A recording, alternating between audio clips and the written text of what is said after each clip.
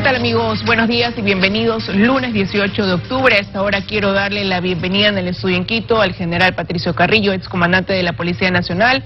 Gracias por estar con nosotros, general. Buenos días. Buenos días, Liz. Un gusto poder saludar a los ecuatorianos y gracias por la invitación. Es importante que usted nos acompañe en este espacio el día de hoy porque van más de 500 muertes, para ser precisos, 510 muertes violentas en la zona 8 comprendida entre Guayaquil, San Borondón y Durán, siendo Guayaquil el epicentro de esta ola delictiva de una violencia imparable que no respeta ni lugar ni hora y que la sentimos pues día a día llevándonos a los ciudadanos de bien a tener temor incluso a estar en nuestra propia casa, porque como le decía, aquí vemos muertes a diario, asaltos a diario, no hay un lugar donde nos podamos sentir seguros y no sentimos que haya una respuesta. Desde su punto de vista, ¿qué es lo que está pasando? Ayúdenos a entender cómo evaluar esta situación de violencia. Yo opino que el crecimiento exponencial que observamos ahora de la violencia y de la delincuencia en diferentes espacios donde el tejido social ha sido permeado por diferentes lógicas ligadas con crimen organizado, ligadas con delincuencia común masificada, amerita la revisión, el repensamiento del modelo de seguridad. Creo que el modelo de seguridad es un modelo de seguridad ya agotado. Creo, eso no quiere decir inexistente, porque por ahí he escuchado varias veces que dicen que han heredado unas instituciones débiles, que han heredado los problemas de seguridad. Pero yo quiero insistir en la necesidad de revisar primero la agenda de seguridad que existía y los planes y las políticas de seguridad. Tenemos nosotros un plan que fue elaborado con un horizonte 2019-2030 alineado a los objetivos de desarrollo sostenible, que planteaba no solamente objetivos medibles, sino también planteaba más de 75 acciones estratégicas. Eso habrá que revisar para ver cómo están operando ahora para controlar la delincuencia común masificada, cómo están haciendo para controlar la presencia de crimen organizado y también cómo están haciendo la estrategia penitenciaria.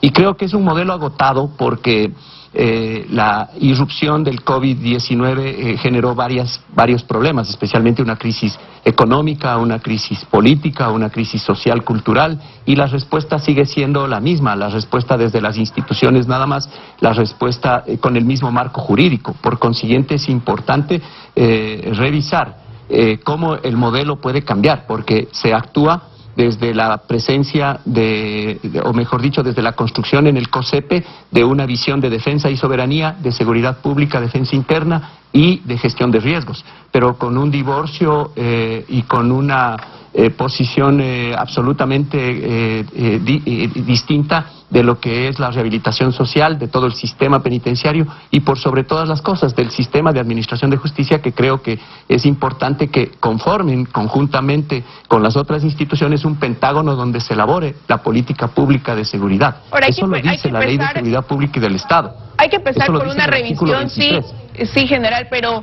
implementar esos cambios que usted menciona, por ejemplo, reformas al COIP, va a tomar tiempo. Debido a esta situación, hace ya un mes atrás se anunció la creación de fuerzas de tareas especializadas para aire, mar y tierra, precisamente para contener, prevenir, pero la realidad es otra. En medio de este camino se nos ha dicho que lo que pasa en las calles es el reflejo de lo que sucede en las cárceles y viceversa. Por otro lado, que se están matando entre ellos, entre bandas, pero ¿hasta cuándo se sostiene ese discurso cuando el día de ayer, por ejemplo, un niño de 11 años que iba a tomar un helado con su familia a una heladería en un sector del sur de Guayaquil, resulta que es víctima en medio de un fuego cruzado con 4 impactos de bala?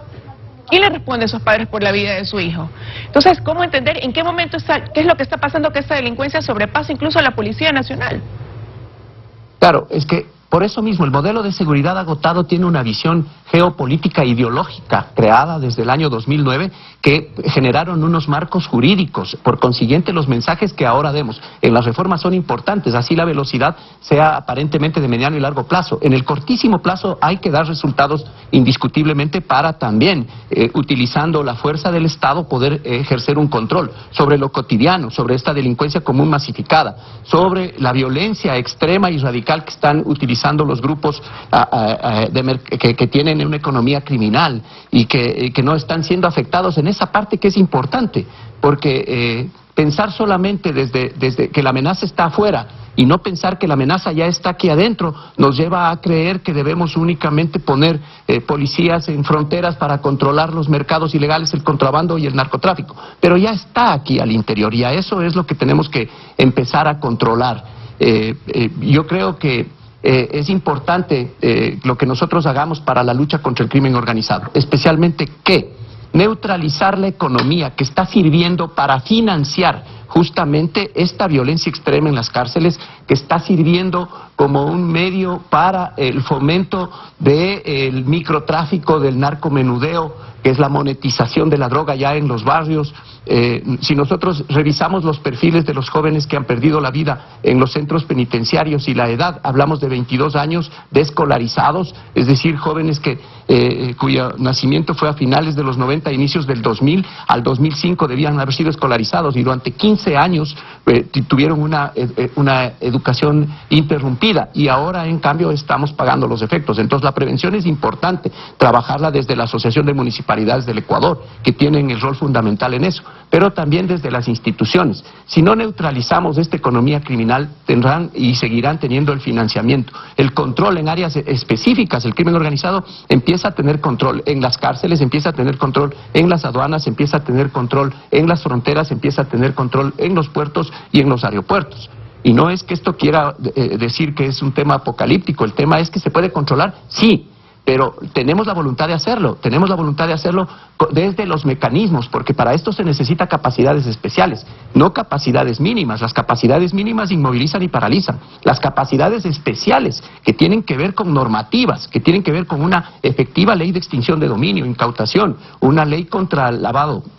Tenemos que revisar toda y actualizar toda esta normativa que es importante. En segundo lugar, tenemos que parar los mercados ilegales, el crecimiento de los mercados ilegales. La policía hace todos los días las acciones que puede para evitar que sucedan cosas malas, pero también hay que hacer que sucedan cosas buenas desde la política pública, desde la política económica, desde la política social y desde la política criminal en la investigación y en el procesamiento. Por eso es importante que se una a este triángulo que es el que el COSEPE maneja como defensa, seguridad pública y gestión de riesgos, se una el sistema de administración de justicia, el sistema de rehabilitación y transversalmente la Asociación de Municipalidades. ¿Pero qué falta para que se dé eso, general? Porque de las cosas que ahora lo escucho usted poner sobre la mesa, que podrían ser posibles soluciones, no es la primera vez que a lo mejor se las menciona, como los pasos que hay que seguir para poder comenzar a erradicar esta violencia y devolvernos nuevamente la seguridad. Pero ¿qué falta? Que no se ejecuta, que no se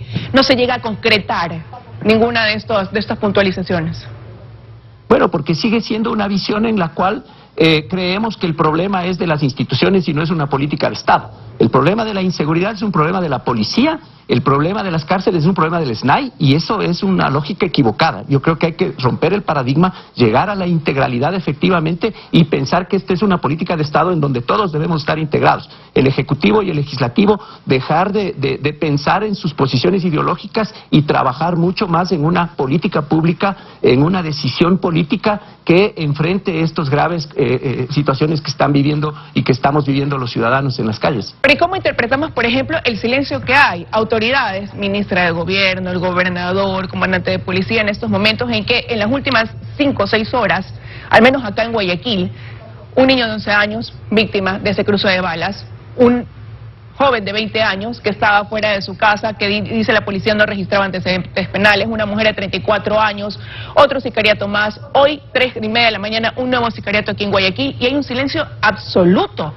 ¿No le llama la atención ese silencio que hay donde no hay una sola autoridad que se pronuncie al respecto de un fin de semana tan violento, donde sí, en las redes sociales vemos que muestran incautación de droga, lo que tiene que ver con las protestas de organizaciones sociales, pero no hay un solo pronunciamiento, lo que hace sentir que se minimiza un problema tan grande que hay hoy como es la inseguridad? Sí, yo creo que, y justamente por eso he aceptado la invitación ante un silencio y ante el aparecimiento de muchas lógicas que terminan confundiendo. Es importante, yo insisto en esta necesidad que tiene el Ecuador de mirar un modelo nuevo de seguridad, un enfoque diferente, un enfoque integral, con al menos un pentágono, un hexágono de instituciones trabajando. Es importante darle mensajes al crimen organizado, es importante darle mensajes a los delincuentes, es importante no estar recibiendo los mensajes desde las cárceles. No se puede debatir la seguridad en los patios y en los pabellones de un sistema penitenciario, se tiene que debatir en los espacios que corresponden. Creo que el presidente de la República ha convocado a los números, a los COSEPES, a los consejos de seguridad pública del Estado, pero parece que ahí también hay una incomprensión, porque en la lógica ya no sé cómo están mirando los escenarios, no sé hacia dónde están viendo los problemas realmente que tienen que ver con este tema de inseguridad. Pero esto ya no soporta más. Si no nos unimos, si no integramos, si no armonizamos, si no articulamos, no podemos trabajar. Otro tema importante es fortalecer el tema de inteligencia criminal y inteligencia operativa, que pueda hacer anticipación estratégica al delito, pero dotándole de capacidades especiales. No podemos nosotros seguir informando al delincuente que vamos a hacer una escucha telefónica, no podemos seguir informando al presunto delincuente que le vamos a abrir una indagación previa, no podemos nosotros continuar con esto porque se rompe el debido proceso. Es importante también trabajar en el tema de cooperación internacional, y la cooperación internacional, cuando se convierte en un hecho político, termina paralizando e inmovilizando. Cuando la Policía Nacional del Ecuador en una cooperación internacional prestó fumígenos a otro país o recibió fumígenos de otro país para controlar los temas de orden público, lo que se dijo es, se hizo un hecho político, se enjuició a las personas y eso luego produce parálisis e inmovilización. Mañana la cooperación internacional no nos va a prestar nada, o si nosotros recibimos también se va a ver como peculado. Si en una investigación de carácter transnacional, que es la presencia del crimen organizado, no podemos nosotros manejar un equipo de comunicaciones o prestar un sistema de comunicaciones, entonces ahí estas inmovilizaciones y estas parálisis producen lo que está produciendo. Silencios, esperar que exista una autorregulación y que todo empiece a controlarse nuevamente. Ayer leía el editorial de Diario Expreso, donde ellos citaban, si no son capaces de solucionar la situación, se refería a las autoridades al frente, ¿no?, del tema de la seguridad, deben con urgencia contratar a un experto internacional con vasta experiencia para que venga a poner fin al desborde delictivo que enfrentamos. Eso es reconocer que aquí ya no tenemos las capacidades de ser así para poder afrontar un problema, pero ¿podría ser eso una solución en la que ya se debe comenzar a pensar? Mire, yo creo que los cambios de gobierno, los relevos, las sucesiones democráticas no tienen por qué parar los planes. Insisto, hay una planificación 2019-2030 con más de 75 acciones estratégicas. ¿Por qué no las continuaron? La verdad es incomprensible, pero no es posible que cada que existe un cambio de gobierno se cambie los mandos, porque siempre está pasando eso. O llega un nuevo ministro y cambian los mandos, y ahí aparece como que no hay una continuidad ni existe una sostenibilidad. Y en realidad lo que existe es la posibilidad de que cada gobierno quiere tener o un mando, no un mando transformador, no un liderazgo que pueda cambiar realidades, sino más bien un mando con el cual se pueda hacer transaccionalmente la utilización política de la policía. Eso es algo que también creo que debería cambiarse, porque trabajar en la prevención es importante desde las decisiones políticas integrales, desde la política económica y social, para aterrizar en una política criminal que nos permita sentirnos más seguros, percibir esa seguridad. Yo creo que esto es fundamental trabajarlo. ¿Usted ve cercano o distante lo que dice, tiene usted una frase en su Twitter que dice por un Ecuador mejor y en paz? ¿Lo ve lejano o lo ve cercano? Yo creo que estas cosas que estamos viviendo nos llevarán a unas reflexiones mucho más cercanas. Yo creo que es el momento de unirnos en función de esto, y el Ecuador es una sociedad que comprende, una sociedad lógica, una sociedad educada. Creo que el Ecuador en paz lo podemos conseguir todos juntos, y para eso debemos trabajar en conjunto, debemos trabajar los padres en las casas, las instituciones educativas, los barrios. Debemos trabajar todos, generar más cohesión social, no más rompimiento, no ser más disruptivos entre nosotros mismos, ser disruptivos con la cadena de los mercados ilegales. Pongo ejemplo, el narcotráfico. El narcotráfico tiene un eslabón de circunstancias ahí que va desde el cultivo, desde la producción, distribución. A nosotros nos decíamos que era un país de tránsito, y en realidad toda América Latina es tránsito, excepto el Cono Sur, porque hacia allá no viajaba, pero sí hacia los países de consumo. Pero ahora somos nosotros un centro de distribución, somos un centro estratégico especialmente para el lavado de dinero. ¿Y qué estamos haciendo ahí?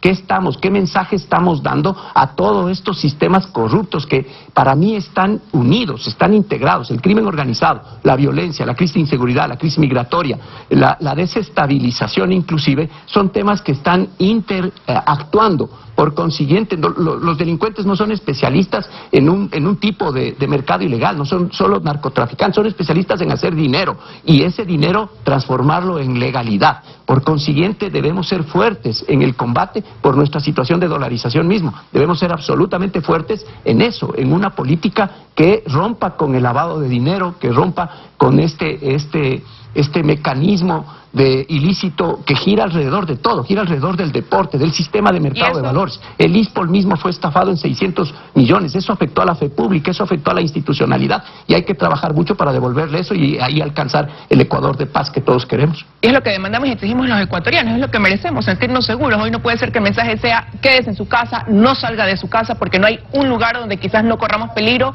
debido a una violencia que se desborda, y ante la pasividad que sentimos los ecuatorianos hay del otro lado de quienes deben brindarnos esa seguridad. Quiero agradecerle que haya estado con nosotros, general, esta mañana, más allá del diagnóstico que ya es conocido, profundizando en un tema que merece y demanda respuestas, y al corto plazo, con medidas sostenidas al mediano y a largo plazo. Quiero agradecerle una vez más.